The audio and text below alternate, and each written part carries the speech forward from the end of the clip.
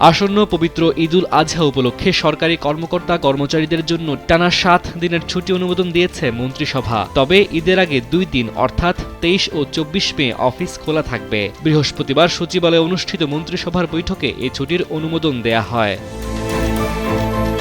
রাতে মন্ত্রিপরিষদ বিভাগ থেকে পাঠানো এক সংবাদ বিজ্ঞপ্তিতে এই তথ্য নিশ্চিত করা হয়েছে। বিজ্ঞপ্তিতে জানানো হয়, পবিত্র ঈদুল আজহা উপলক্ষে আগামী ২৫ থেকে ৩১ মে পর্যন্ত সরকারি ছুটি ঘোষণা করা হয়েছে।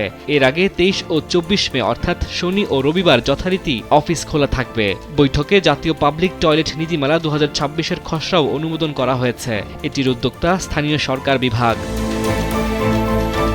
মন্ত্রিপরিষদ বিভাগের সংবাদ বিজ্ঞপ্তিতে বলা হয়, জাতীয় পাবলিক টয়লেট নীতিমালা ২০২৬-এর প্রধান উদ্দেশ্য পাবলিক টয়লেট ব্যবহার, রক্ষণাবেক্ষণ ও পরিচ্ছন্নতার বিষয়ে জনসাধারণের মধ্যে সচেতনতা বৃদ্ধি করা, সারা দেশে স্বাস্থ্যসম্মত ও মানসম্মত পাবলিক টয়লেট সুবিধার সহজলভ্যতা নিশ্চিত করে জনস্বাস্থ্য এবং সার্বিক পরিচ্ছন্নতার মান উন্নত করা, নীতিমালার বাস্তবায়ন পর্যবেক্ষণ, মূল্যায়ন এবং প্রয়োজন অনুযায়ী এটিকে যুগোপযোগী করার জন্য কার্যকর ব্যবস্থা গড়ে তোলা।